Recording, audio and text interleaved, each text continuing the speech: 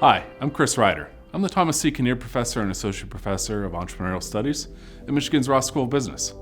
My research considers relationships among employment, entrepreneurship, and societal inequality. Today, we're going to discuss why equity is so important to leading sustainable organizations. Imagine you lead an organization. You're expected to achieve a widely valued objective that is difficult for organizational members to define because they have very diverse notions of fairness, of justice, of equity. Some believe that treating everyone the same is equitable. Others believe you have to treat people differently to achieve equal opportunity.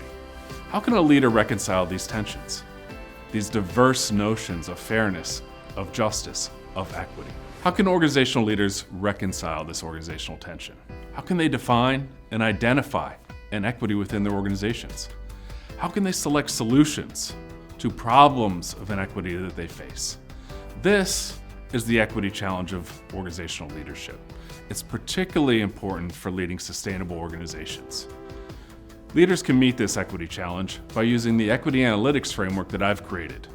I've created this based on decades of social science research, including much of my own. Consider the United Nations Sustainable Development Goals. Yes, many are focused on environmental sustainability, climate action, clean water, responsible consumption. Yet many are focused on socioeconomic sustainability, gender equality, reduced inequalities, zero poverty, no hunger. All of these sustainable development goals can be achieved with the help of organizations, which makes it imperative that organizational leaders consider equity in their leadership practice. These are equity-focused SDGs, and organizations are expected to consider equity, and leaders must consider equity in their decisions and actions. Organizations allocate opportunities to employees, to customers, to suppliers, to other stakeholders. Organizations also value the contributions and potential of those same groups. In doing so, those stakeholders expect organizational leaders to be fair, to be just. That is, to meet the equity challenge of sustainable organizational leadership. Organizations allocate opportunities to employees, to customers, suppliers, and other stakeholders. Organizations also value the contributions and the potential of those same groups. In doing so, leaders are expected to be just, to be fair, to be equitable. And meeting those expectations is the equity challenge of leadership. The Equity Analytics Framework helps organizational leaders meet this equity challenge in several ways. It helps them achieve a common understanding of the equity concerns in their organization. It helps them identify what causes inequity, and it also helps those leaders select solutions that can address the inequity that they have discovered. For example, imagine a leader who discovers a difference in the gender composition of two positions that vary in pay, like manager and director.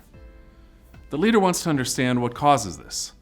The Equity Analytics Framework can be helpful in at least two ways.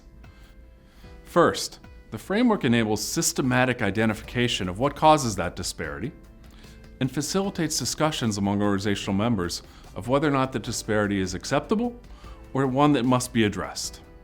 Second, it helps leaders match specific solutions to specific problems when they do discover a form of inequity that they would like to address.